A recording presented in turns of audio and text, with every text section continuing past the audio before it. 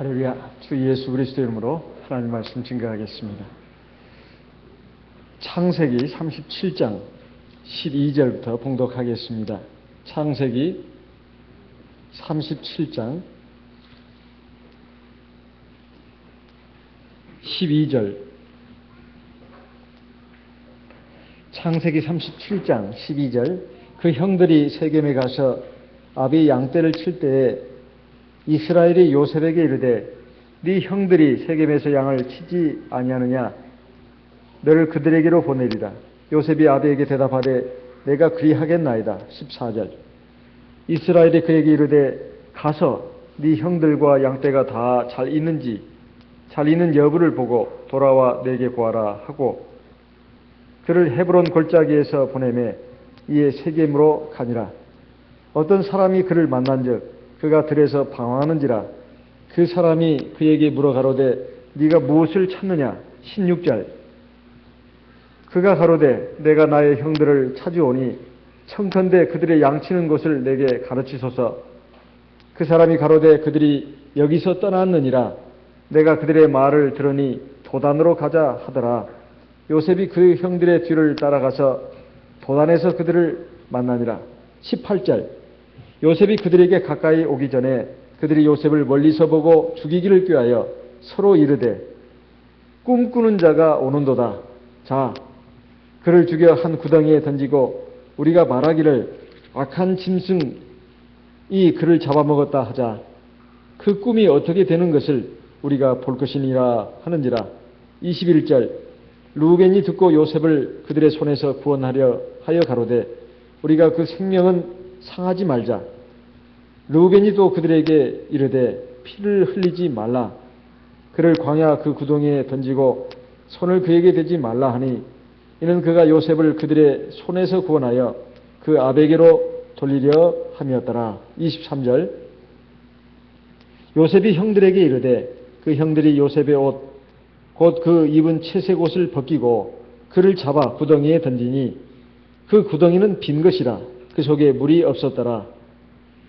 25절. 그들이 앉아 음식을 먹다가 눈을 들어 본즉 한때 이스마엘 족속이 길르앗에서 오는데 그 약대들의 향품과 유향과 모략을 싣고 애굽으로 내려가는지라.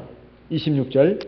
유다가 자기 형제에게 이르되 우리가 우리 동생을 죽이고 그의 피를 은이 간들 무엇이 유익할까? 자, 그를 이스마엘 사람에게 팔고 우리 손을 그에게 대지 말자. 그는 우리의 동생이요 우리의 고륙이니라 하며 형제들이 청종하였더라. 28절. 때에 미디안 사람 상고들이 지나는지라. 그들이 요셉을 구덩이에서 끌어올리고 은 20개에 그를 이스마엘 사람들에게 팔매 그 상고들이 요셉을 데리고 애굽으로 갔더라. 여기까지 읽었습니다. 요셉이 드디어 하나님의 은총과 아버지의 사랑과 은총을 받고 자라난 사람입니다마는 형제들의 미움을 받고 드디어 애굽의 종으로 팔리는 이런 고난을 볼 수가 있습니다. 그런데 요셉이 이런 고난을 받게 된 그 과정이 여기에 나오는 말씀에 잘 나와 있습니다.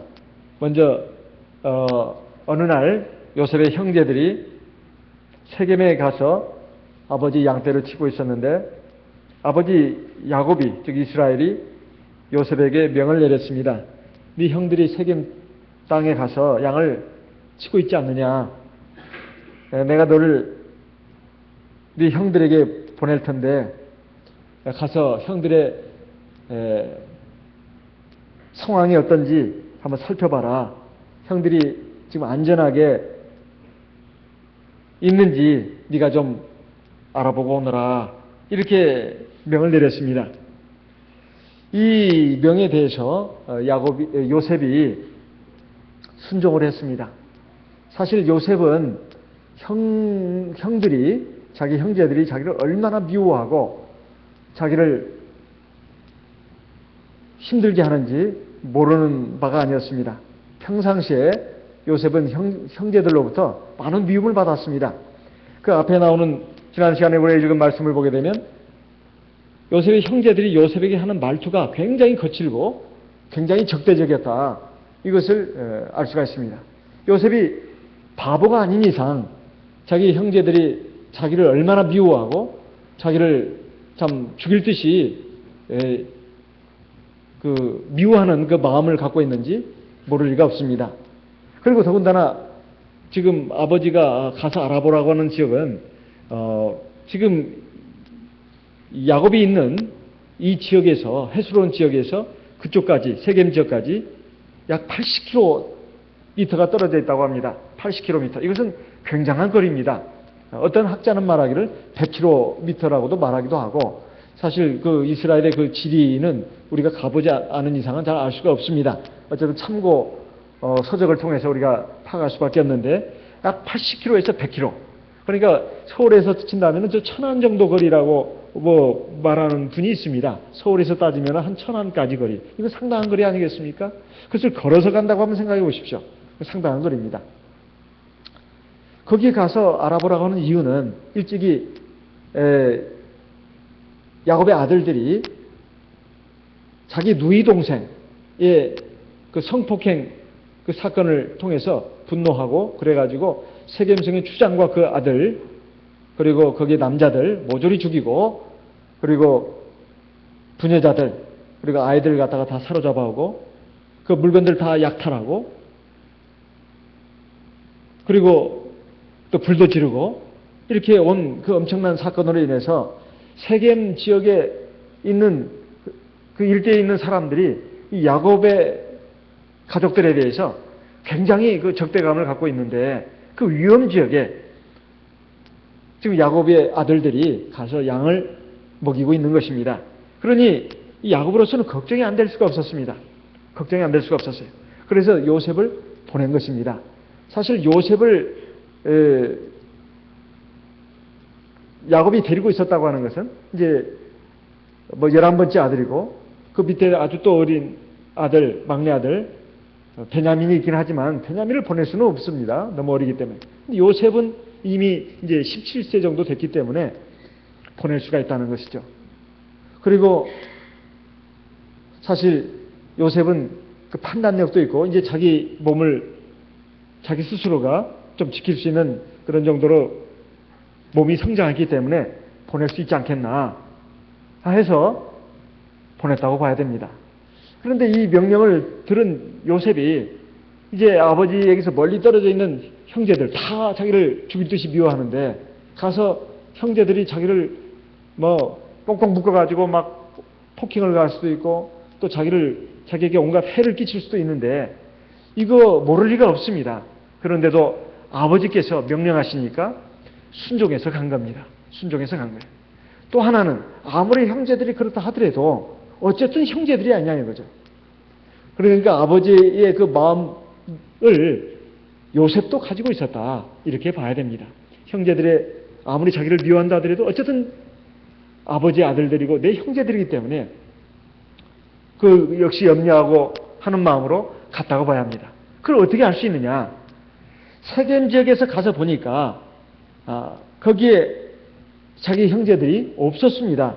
그래서 거기서 없으니까 그냥 이것저것 좀 물어보기도 하다가 결국은 들은 말이 너의 형제들이 저쪽 도단지방으로 갔다 이렇게 말합니다. 거기에서 또 이제 상당한 거리를 가야 됩니다. 세겜을 지나서 북쪽으로 있는 곳이 바로 도단이라고 합니다. 그러니까 세겜은 지금 아버지 야곱이 있는 헤브론 지역에서 그리고 지금 형제들이 가 있다고 하는 도단 그 사이에 있다고 보시면 됩니다. 그러니까 위험지를 또 지나가야 된다 이 말이에요. 그러면 이건 어차피 아버지는 나한테 세겜 지역에 가보라고 했으니까 세겜 지역에 와서 보니까 형제들이 없네. 그러니까 찾다가 못 찾았다고 와서 아버지한테 그냥 보고만 하면 될 게 아니냐. 이렇게 생각할 수 있습니다. 더군다나 세겜 지역은 위험한 지역이고 그보다도 더 사실상 더 어려운 사람들이 누구냐면 형제들입니다. 그 형들이 자기가 얼마나 미워하냐 이 말이에요. 죽일 듯이 미워하는 그 형들한테 굳이 그렇게 위험을 무릅쓰고 도단까지 가야 되냐 이 말이죠. 아예 핑계거리가 잘생겼습니다. 오히려 형제들이 없는 게 다행이다 이 말이에요. 그래서 가가지고 아버지 말대로 세겜지에 가보니까 없대요 하고 올 수도 있습니다. 우리가 우리 자녀들에게 가끔 심부름을 시켜봅니다. 어디 뭐 물건 있는가 찾아보라 그러면 어디 책상 밑에 있는지 찾아보라 그러면 가서 딱 책상 밑에만 찾아보고 오는 경우도 많잖아요. 책상 밑에 찾아보니까 없어요. 없습니다. 그럼 책상 위에는 한번 보지 그랬냐? 아빠가 그런 말씀 안 하셨잖아요. 책상 아래에서 찾아보라고 했지. 참 이러면 참 속 터질 일이죠. 책상 밑에도 봐야 되지만 책상 위에도 봐야 되고 옆에도 봐야 되고 뒤도 봐야 되잖아요. 그런데 그 회사에서도 그런다고 합니다. 회사에서도 뭔 일을 하면은 그 일만 딱 하고 뭐 많은 사람이 있는가 하면 그냥 옆에 사람 일도 좀 도와주기도 하고 동료들도 좀 도와주고 이렇게 하는 경우도 있고 어쨌든 사람이 천차만별입니다. 그런데 요셉을 보게 되면 지금 뭐 그런 성실성을 따지는 문제가 아니라 이 말이에요. 요셉은 어쨌든 그 아버지의 마음을 가졌습니다. 그래서 형제들이 정말 안전한지 그래서 그 형제들의 행방을 알려준 그 사람의 말을 따라서 도단지역까지 갔다 이 말이죠. 이것을 보게 되면 요셉이 참 보통 사람이 아니다. 이걸 알 수가 있습니다. 요셉이 지난 시간에는 참 형제들의 그 잘못을 갖다가 아버지한테 일러가지고 고해가지고 형제들의 잘못을 바로잡긴 했는데 이것은 고자질한 것이라고 봐서는 안 된다는 것입니다. 어쨌든 형제들은 지금 하나님의 백성이라고 명목상으로는 돼 있지만은 사실 하나님의 백성이라고 하기에는 거리가 멀어도 너무 멀었어요. 거리가 멀어도 너무 멀었어요. 근데 그에 반해서 요셉은 정말로 아주 신실한 사람이었습니다. 사실 하나님께서 장래 하나님의 큰 구원을 이루는 하나님의 큰 경륜을 이루는 도구로 쓰기 위해서 그에게 꿈을 보여주셨다고 하는 것은 이건 보통 일이 아닙니다. 사실 그의 증조 할아버지 아브라함 그리고 그의 할아버지 이삭 그리고 그의 아버지 야곱 다 하나님과 직접 간접적으로 통했던 사람들입니다. 직접 천사의 모습으로 오신 하나님을 만나기도 했고 또는 환상 가운데서 하나님을 만나기도 했고 심지어는 꿈 가운데서라도 하나님을 만나기도 했다 이 말이에요. 그런데 요셉은 지금 꿈을 꿨습니다. 장래에 관한 꿈을 꿨다 이 말이에요. 그것도 하나님의 구원의 경륜이 나타나는 그 의미가 들어있는 꿈입니다. 그러면 이렇게 하나님이 장래일을 보시고 하나님의 어떤 계획을 보신다고 하는 것은 그 사람이 성령이 충만하지 않고서는 불가능한 일입니다. 저는 언젠가 우리 어떤 성도님으로부터 성령 충만이 뭐냐 이런 질문을 받았을 때 진짜 좋은 질문이라고 생각했습니다. 이건 정말로 좋은 질문이에요. 왜냐하면 우리가 늘 많이 듣는 말인데도 의외로 그 말의 뜻을 모르는 경우가 허다합니다. 성령 충만 일반 교회에서도 성령 충만 하는데 뭐가 성령 충만인지 구체적으로 말해보라면 말을 못해요. 자, 근데 성령 충만이 4글자입니다. 성령 충만 4글자인데 무슨 뜻입니까? 에? 하나님의 영, 성령으로 말 그대로 충만하다는 거예요. 그냥 넘친다는 것입니다. 그 사람 안에 하나님의 영으로 넘친다는 거, 충만한다는 건 가득 찬다는 게 충만이거든요. 예? 채울 충자에다가 가득할 만입니다. 충전할 때 충전지, 전기를 채운다는 말 아니에요? 충전. 충만은 뭡니까? 채워서 가득 차게 한다는 거예요. 충만. 가득할 만. 그러니까 하나님의 영으로 가득한 사람이에요. 아니, 사람은 다 자기 마음이 있고, 자기 영혼이 있고, 자기 생각이 있고, 자기 주관이 있는데, 그거 그냥 완전히 압도해버리는 하나님의 영으로 꽉 가득 찬 사람을 성령 충만이라고 합니다. 사람이 그럴 수가 있을까요? 다 자기 주관이 있고, 자기 고집이 있고, 자기 욕심이 있고, 자기 생각이 있는데, 어떻게 하나님의 영으로 가득 찰 수가 있냐, 이 말이에요. 가능할까요? 가능합니다. 근데 그런 사람은 드물어요, 역사상. 근데 성경에는 성령 충만한 사람의 예를 보여주고 있습니다. 그리고 성령 충만하는 방법도 가르쳐주고 있어요. 성령 충만한 사람의 예를 좀 들어보라면 첫째는 요셉입니다. 요셉. 그리고 또 모세를 들 수가 있습니다. 언제요? 그의 첫째에서 일평생 충만했다 이렇게 보기보다는 성령 충만한 것을 극치를 보여주는 그 상황을 보여주는 때가 있는데 언제죠? 시내산에서 하나님과 40일간 금식하면서 대면했어 하고 내려오니까 얼굴에서 막 빛이 났어요. 그래서 그 자기 형 아론이 동생 얼굴 못 쳐다봤습니다. 막 하나님의 얼굴을 보는 것 같아요. 그래서 막 수건을 가렸습니다. 그게 출애굽기 34장에 있어요. 그 말씀을 고린도 후서 3장에서 또 인용하고 있습니다. 고린도 후서 3장에서. 그래서 우리들도 주의 영광을 보니 우리들도 주의 영광처럼 변해가지고 영광의 몸이 될 것이라고 하는 내용으로 고린도 후서 3장이 그렇게 맺어지고 있습니다. 엘리야, 성령이 충만해가지고 흐리바람을 타고 불병걸 가운데서 하늘로 승천했죠. 그 영감을 그 갑자리나 달라고 했던 엘리사, 그 하늘에 떨어진 자기 스승의 옷자락을 잡고 요단강물을 치니까 요단강물이 막 갈라졌잖아요. 사실 엘리야가 하늘로 승천할 때는 성령이 아주 충만한 상태입니다. 그 영을 2배나 달라고 했으니 엘리사가 그걸 받고 나서는 그 영감이 그대로 임해가지고 강물을 치니까 강물이 막 갈라졌어요. 그리고 죽은 사람이 막 살아나고 성령으로 충만하면 그런 상태가 되는 겁니다. 그럼 하나님의 영으로 충만한 그것이 단번에 이루어지는가? 단번에 이루어지지 않습니다. 에스겔 47장에 보게 되면 성전에서 물이 나오는데 처음에는 물이 발목에 오르고 그 다음에 1천척을 정령해 가니까 물이 무릎에 오르고 또 1천척을 정령해 가니까 물이 허리에 오르고 또 1천척을 정령하니까 사람이 헤엄쳐야만 건너갈 수 있는 강이지 도저히 건너갈 수 없는 강물이 됐다. 이것은 성령 충만을 말하는 겁니다. 그 정도가 되니까 거기에 그 물이 바다로 흘러들어가 가지고 그 죽은 바다가 살아나고 많은 물고기들이 살아나고 거기는 엄청난 물고기들이 있고 그 강 좌우에는 생명나무 가실이 있다. 이 성령 충만한 상태를 지금 말해주고 있는 겁니다. 그 성령 충만이 어떻게 이루어지는가? 또 우리가 좀 구체적으로 들어가서 본다면 다니엘을 들 수가 있습니다. 여러분 다니엘서를 보게 되면 다니엘이 보통 인물이 아니죠. 다니엘 2장에 보면 바벨론 나라에 그 포로로 붙들려온 다니엘이 느부갓네살 왕이 어느 날 밤에 꾼 신기한 꿈을 갖다가 알아맞혀봐라. 그 바벨론 나라의 그 우수한 그 학자들이 하나도 알아맞히지 못했습니다. 그런데 그 꿈 내용까지도 알아맞히고 그 의미까지도 해석을 했습니다. 그걸 누가 했느냐? 다니엘이 했습니다. 그러니까 이 다니엘은 일약 높은 자리에 올라갑니다. 그래가지고 그 뒤로 다니엘이 이제 모함을 받죠. 모함을 받습니다. 그 정적들에서 모함을 받아요.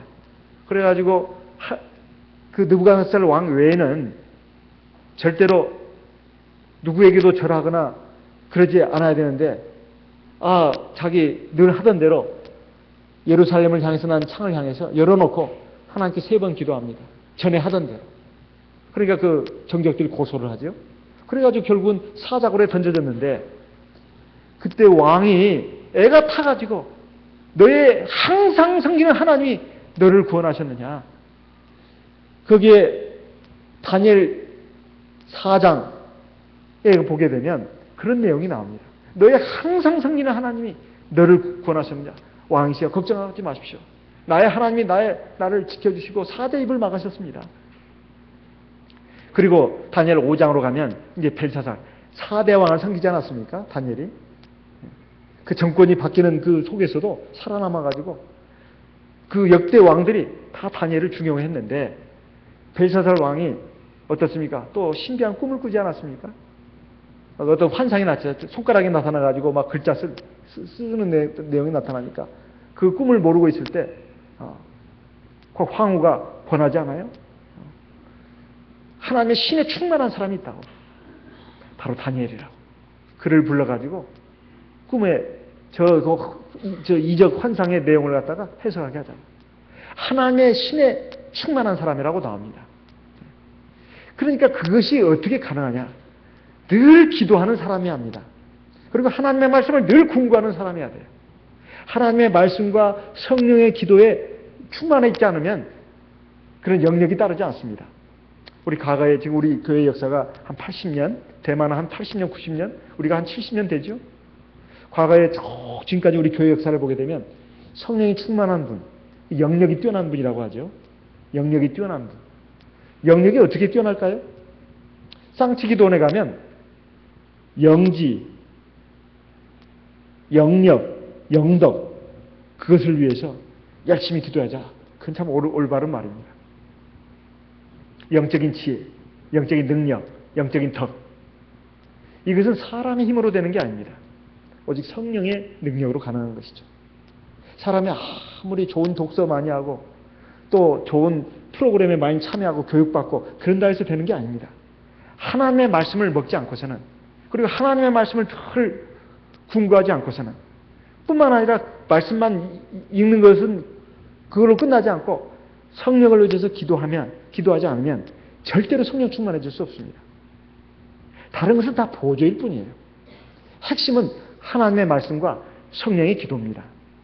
그래야만 성령이 충만. 왜 그럴까요? 하나님의 말씀은 곧 하나님이라고 했습니다. 태초에 말씀이 계시니라. 그 말씀이 하나님과 함께 계셨으니 그 말씀은 곧 하나님이시니라. 요한복음 1장 1절에 있는 말씀입니다. 그리고 성령, 하나님의 영입니다. 우리에게 지금 성령을 주셨습니다. 성령을 의지해서 우리가 기도를 해야 성령이 충만해지는 겁니다. 마치 처음에는 발목에 오르고 무릎에 오르고 허리에 오르고 그 다음에 강물이 되는 것처럼 성령 기도를 꾸준히 그리고 충분히, 그것도 매일같이 수시로, 그리고 하나님의 말씀도 늘 묵상하고 궁구하고, 그러면 하나님의 말씀으로 충만해지고 성령의 기운으로 충만해져가지고 그야말로 성령 충만이 되는 겁니다. 그러면 하나님이 코드가 맞는 거예요. 하나님은 코드가 맞아. 그런 사람에게 하나님이 지혜도 주시고 계시 정신도 주는 겁니다. 즉 마음에, 그 심령에 하나님의 말씀과 성령의 기운으로 꽉 차 있어요. 인간의 욕심, 교만함, 어리석음, 주관, 이건 완전히 무너졌습니다. 오로지 하나님의 말씀과 하나님의 영으로만 가득 찼다 이 말이에요. 그러니까 딱 그 사람을 보고 있으면 꼭 하나님을 보는 것 같아요. 말하는 거나 생각하는 거나 또 행하는 거나. 모세가 40일간 시내산에서 하나님을 대면하고 내려오니까 하나님의 영광을 보는 것 같아가지고 아론이 벌벌 떨었습니다. 그거예요. 하나님을 대면한다는 것은 하나님의 말씀, 하나님과 대화했다고 거기 나와 있습니다. 출애굽기 34장에는. 하나님과 대면하고 내려오니까 모세 얼굴이 광채가 났다고 나와 있어요. 성령 충만하는 게 그렇다는 게 아닙니다. 요셉이 그랬다. 요셉이 그러니까 형제들하고 달랐어요. 그러니까 아버지가 그 명령하시니까 간 겁니다. 아버지의 말씀에 순종했다 이 말이에요. 이것은 예수님을 상징합니다. 성경에 예수님을 상징하는 인물이 한 4명 정도 되는데, 첫째는 이삭도 처음부터 끝까지가 아닙니다. 모리아산에 아브라함이 이삭을 바칠 때 그것이 바로 예수님을 예표하는 겁니다. 두 번째는 요셉입니다. 요셉이 예수님을 예표하는 아주 대표적인 인물이에요. 세 번째는 모세입니다. 모세. 네 번째는 다윗입니다. 근데 모세나 다윗이나 다 흠이 있었어요. 근데 요셉의 일생을 쭉 보게 되면 흠을 찾을 수가 없습니다. 거의 완벽한 인물로 나온다 이 말이에요. 그래서 요셉이 이제 아버지의 명을 받고 간 것은 마치 예수님이 이 세상에 오신 것과 같습니다. 예수님도 말씀하셨습니다. 내가 이 세상에 온 것은 아버지의 보내심을 받고 왔다. 이렇게 말하고 있습니다. 요한복음 8장 42절 말씀을 보겠습니다. 요한복음 8장 42절. 요한복음 8장 42절. 같이 읽어보겠습니다. 요한복음 8장 42절. 같이 읽어보겠습니다. 예수께서 가라사대 하나님이 너희 아버지였으면 너희가 나를 사랑하였으리니 이는 내가 하나님께로 나서 왔습니다. 나는 스스로 온 것이 아니요 아버지께서 나를 보내신 것이니라. 자기를 죽이려고 지금 막 벼르고 있는 형들을 향해서 정말 형들의 안위가 걱정돼가지고 보내신 그 아버지의 명을 받고 지금 요셉이 간 것처럼 예수님도 이 세상에 올 때 사실 환영하는 사람들이 거의 없었습니다. 오히려 자기를 잡아 죽이려고 하는 대제사장, 바리새인, 서기관들, 그리고 간악한 유대인들이 있었죠. 그래서 이 부분이 바로 예수님을 예표한다 이런 말씀입니다. 언젠가 TV 사극에 용의 눈물이라고 했던 것이 기억이 납니다. 아주 오래전인데 거기에 보면 태조 이성계 왕자들이 많았는데 그 중에 이방원이 궁중 쿠데타를 일으키지 않습니까? 소위 말해서 왕자의 난을 1차, 2차 두 번에 걸쳐서 일으키죠. 그래가지고 왕에 대해서 야심 있는 그 자기 형제간들은 다 죽이거나 막 이렇게 하는 그런 인물로 나옵니다. 실제로 역사적으로도 그렇게 나옵니다. 그래가지고 야심이 없는 사람은 살려두죠. 자기 형제간들이라도. 그 이방원이가 넷째죠. 저희 조상은 셋째입니다. 태조 이성계의 셋째. 그래서 다행히 살아남았어요. 넷째 하마터면 밑에 동생한테 죽을 뻔했습니다. 왕이 욕심이 없다고. 그럼 형님은 살려주겠다고. 그래서 이게 살아난 거죠. 그래가지고 어쨌든 이걸 보게 되면 세상의 나라에서는 자기 경쟁자를 죽여야 합니다. 없애야 됩니다. 그런데 하나님의 나라에서는 이게 통용되지 않는다 이 말이에요. 하나님 나라에서는 정말 하나님의 구원의 역사에 쓰임받는 그런 도구가 되려면 두 가지를 알아야 합니다. 하나는 인간의 그 죄성에 대한 깊은 이해가 있어야 돼요. 인간의 죄성. 인간은 참 겉으로 보면 멀쩡한 것 같습니다. 그런데 속에는 여러 가지 죄와 악이 있어요. 그 인간 누구에게나 다 그 죄성이 있고 악이 있습니다. 자기가 어떻게 해볼 수도 없는 그런 죄의 뿌리가 있다 이 말이에요. 그런데 그럼에도 불구하고 하나님은 자기가 택한 백성들을 어떻게든지 깨우치고 다듬어가지고 하나님의 백성으로 만들고 하나님의 나라에 구원하시려고 하는 그런 마음을 갖고 계십니다. 계획을 갖고 계신단 말이에요. 이런 하나님의 사랑과 능력을 우리가 또 알아야 합니다. 오늘 저와 여러분도 마찬가지입니다. 우리가 주 예수를 믿고 세례받고 성령 받았다 해서 지금 천사가 된 거 아니지 않습니까? 우리 하나님 앞에서 사실 우리 안에 옛사람의 기질, 육체의 정욕, 이 못된 그런 것들을 다 깨부수고 또 끄집어내고 다듬어서 하나님이 기뻐하시는 온전한 백성이 되어야 합니다. 하나님 나라에 들어갈 때까지 우리가 그것을 다듬어야 될 과정이 남아있다 이 말이에요. 그래서 베드로전서 3장 21절 보면 물은 예수 그리스도의 부활하심으로 말미암아 이제 너희를 구원하는 표니 곧 세례라. 육체의 더러운 것을 제하여 버림이 아니요 오직 선한 양심이 하나님을 향하여 쫓아가는 것이라. 그리고 히브리서 10장에는 이렇게 말씀하고 있습니다. 히브리서 10장 22절 말씀을 보겠습니다. 히브리서 10장 22절 같이 읽어보겠습니다.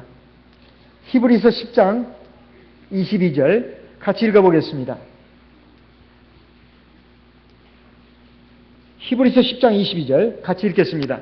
우리가 마음의 뿌림을 받아 양심의 악을 깨닫고 몸을 맑은 물로 씻었으니 참마음과 온전한 믿음으로 하나님께 나아가자. 여기에 보면 우리가 마음의 뿌림을 받아 양심의 악을 깨닫다. 몸을 맑은 물로 씻었다. 이것은 우리가 하나님의 구원의 은혜와 사랑을 알고 또 하나님의 생명의 말씀, 은혜와 진리의 말씀 앞에 내가 죄인인 것을 알고 우리가 믿음으로 예수 그리스도의 이름으로 세례를 받고 우리가 씻었다 이 말이에요. 그럼 그걸로 끝나는 게 아니다 이 말입니다. 여기 보니까 참 마음과 온전한 믿음으로 하나님께 나아가자. 아니 이미 우리가 하나님 앞에 하나님의 자녀가 됐는데 뭔 또 하나님께 나가자는 말이냐. 그런데 여기 보면 참 마음과 온전한 믿음으로 하나님께 나아가자. 첫째는 믿음입니다. 어떤 믿음이요? 참 마음과 온전한 믿음. 하나님께 나가는데 하나님께 나가는 것은 하나님의 말씀과 성령의 기도로 나가는 걸 말합니다. 에베소서 6장에 보면 하나님의 전신갑주를 입으라고 하면서 첫째는 믿음의 방패를 가지고 하나님의 말씀으로 투구를 쓰고 그리고 성령의 검 하나님의 말씀을 가지고 무시로 성령 안에서 기도해라. 무시로 성령 안에서 세 가지를 말하고 있습니다. 첫째 믿음, 하나님의 말씀, 두 번째 하나님의 말씀, 세 번째 성령의 기도. 이 세 가지입니다. 믿음으로 하나님의 말씀을 가지고 또 성령을 기도를 의지해서 나가는 거예요. 이것은 서로 상호작용을 일으킵니다. 믿음이 있어야 하나님의 말씀을 보고 믿음이 있어야 성령의 기도를 합니다. 그런데 하나님의 말씀을 보다 보면 믿음이 생기고 성령의 기도를 할 수가 있어요.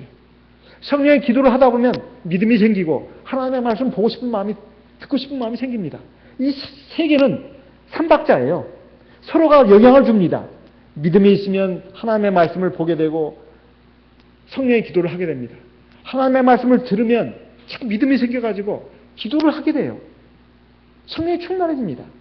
성령의 기도를 하면서 성령이 충만해지면 하나님의 말씀을 자꾸 더 먹고 싶고 듣고 싶습니다. 그리고 믿음이 또 생겨요. 이 세 개가 같이 영향을 미치는 거예요. 그러면서 나도 모르는 사이에 큰 바의 얼굴이 돼가는 겁니다. 큰 바의 얼굴이 돼가는 거예요. 나도 모르게 예수의 형상을 닮아가는 겁니다. 나도 모르게 성령이 충만해지는 거예요. 이 방법 외에는 없습니다.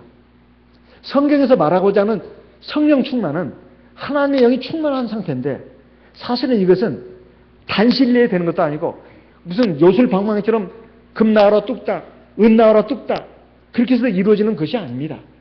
과정이 있는 거예요. 과정이. 그 과정은 세 가지입니다. 믿음, 하나님의 말씀, 성령의 기도. 이 외에는 없습니다. 이 외에는 없어요. 다른 방법으로는 성령이 충만해질 수 없습니다.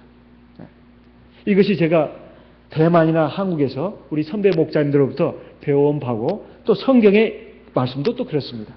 성경의 말씀도 그래요. 성령에 충만해지는 방법은 세 가지다. 다른 것은 다 보조입니다. 보조고 수단이죠. 다른 건 없습니다. 그래서 우리가 이 요셉을 보게 되면 늘 하나님의 말씀을 읽고 하나님 묵상하고 기도하는 사람이었다. 이렇게 볼 수 있습니다. 왜냐하면 요셉이 이번만 꿈꾼 게 아닙니다. 이제 여러분 잘 알다시피 그가 애굽의 총리 대신이 된 결정적인 계기가 뭐였죠? 결정적인 계기가 바로 애굽 왕 바로가 꿈을 꿨잖아요. 예? 꿈을 꿨지 않습니까? 그 꿈 얘기는 곧 나옵니다만 그것을 누가 해석했죠? 요셉이 해석했는데 그 전에 억울한 누명을 쓰고 감옥에 들어가가지고 술 맡은 관원장, 떡 맡은 관원장의 꿈도 누가 풀어줬습니까? 요셉이요. 요셉이. 그런데 바로가 그런 엄청난 꿈을 꿨을 때 이 꿈을 또 애굽의 술사들, 박사들 다 불렀지만은 하나도 해석하는 사람이 없었어요. 그때 술 맡은 관원장이 요셉이 생각났습니다. 그래가지고 그걸 소개를 하니까 요셉이 그 불림을 받아서 나왔는데 그 꿈을 해석하니까 그때 애굽왕 바로가 한 말이 뭐라고 한지 아세요? 이렇게 하나님의 신에 충만한 사람을 어찌 내버려 둘 수가 있느냐 그런 말을 합니다. 하나님의 신에 충만한 사람이라고 나와요. 하나님의 영에 충만한 사람. 이런 사람은 어찌 가만둘 수 없냐. 너는 내 다음 자리. 그러니까 애굽의 총리 대신이 되라. 그래가지고 애굽을 전역을 다스리는 사람이 되지 않았습니까? 그러면 하나님의 영에 충만한 사람이다. 근데 요셉의 생활이 어땠는가는 전혀 성경에 표현하고 있지 않습니다. 우리는 성경 전체를 통해서 요셉을 조명할 수밖에 없어요. 한번 생각해 봅시다. 요셉이 어떻게 그렇게 그 아버지가 채색 옷을 지어 입힐 만큼 모든 선과 악, 12곡절을 갖다가 정확하게 판단하는 사람이 될 수 있었을까요? 바로 늘 하나님의 말씀을 상고하고 그리고 기도하기 때문에 그렇습니다. 그리고 어떻게 하나님이 장래에 대해서 그런 그 꿈을 꾸도록 해줬을까요? 늘 영적인 사람만이 영이 막습니다. 그 마음과 생각이 맑은 사람에게 하나님이 진리의 빛을 비춰주시고 그리고 성령의 어떤 능력을 보여주시는 거예요. 그리고 세상 탐욕, 육체의 정욕으로만 세상 잡된 것으로만 가득 차 있는 사람은 하나님의 영이 들어갈 여지가 없습니다. 그냥 간신히 하나님의 영만 있는 상태죠. 그래서 요셉이 바로 성령이 충만했기 때문에 하나님이 영감을 주신 거라고 봐야 합니다.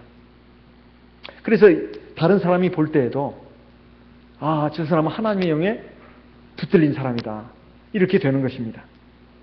이것이 성경적인 해석입니다. 이게 성경적인 해석이에요.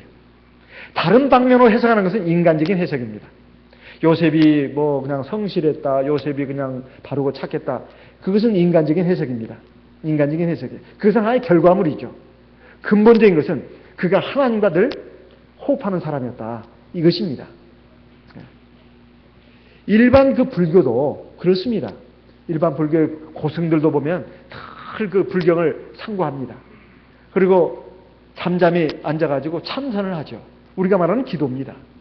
그래야 마음이 맑아진다는 거예요. 그들이 말이. 욕심이 사라진다는 것입니다. 그리고 그 도가 깨달아진다는 거예요. 공자도 말했습니다. 아침에 도를 들으면 저녁에 죽어도 여한이 없다. 어떻게 그런 일이 가능할까요?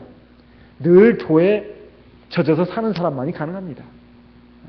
늘 도의 말씀을 읽고 그걸 명상하고 묵상하고 그런 사람만이 가능합니다. 우리 하나님의 백성들은 사실은 세상에 무슨 철학, 세상에 무슨 뭐 진리, 이거하고는 비교가 안 될 만큼 엄청난 유일한 진리, 생명의 진리를 우리가 지금 받았습니다. 바로 하나님의 말씀입니다. 그리고 하나님의 영을 우리가 받았습니다. 이건 정말로 놀라운 것입니다. 우리가 이런 하나님의 영을 받았다면 이 요셉의 이것을 본받아야 되겠습니다. 그랬을 때 우리 앞에 어떤 현실도 이길 수가 있습니다. 그리고 장래를 내다보는 힘이 생깁니다. 독수리처럼. 사실 요셉은 에스겔 1장에 나오는 또 계시록에 나오는 그 내생물과 같은 면모를 닮았습니다. 첫째는 사람의 얼굴, 소의 얼굴, 사자의 얼굴, 그리고 독수리의 얼굴. 사람의 얼굴이라고 하는 것은 인간의 그 마음을 가졌다는 것입니다. 참 인간미가 넘친다는 거예요. 그리고 소의 얼굴을 가졌다고 하는 것은 이 완벽한 성도를 가리키는 거죠. 묵묵히 순종한다는 거예요. 하나님의 말씀과 뜻에 묵묵히 순종한다는 거죠. 그리고 말없이 일한다는 뜻입니다. 닭들은 계란 하나 낳고도 뭘 잘했다고 꼬닥꼬닥 하면서 막 난리치잖아요. 나 계란 낳았다고, 달걀 낳았다고, 잘했다고, 좀 알아달라고. 소는 그러지 않습니다. 죽는 순간까지 말이 없어요. 그리고 죽기까지 모든 걸 다 줍니다. 소는 하나도 버릴 것이 없다면서요? 그처럼 순종하고 그렇게 묵묵히 일하는 소와 같은 그런 성도가 되어야 된다. 그다음 사자. 불의와 악에 대해서는 육체의 정욕성 용기 있게 싸워 이겨야 된다. 비진리, 죄악, 육체의 정욕, 또 세상의 고난 이겨야 된다. 사자 같은 용맹을 가져야 된다. 요셉이 그랬습니다. 총리 대신이 돼가지고 형제들이 왔을 때도 이제 그러나 그 마음속에는 인간의 얼굴이 있었어요. 형제들이 깨우쳐야 되겠다. 그런 마음으로 얼굴은 탁 감췄습니다. 그리고 나서 형제들이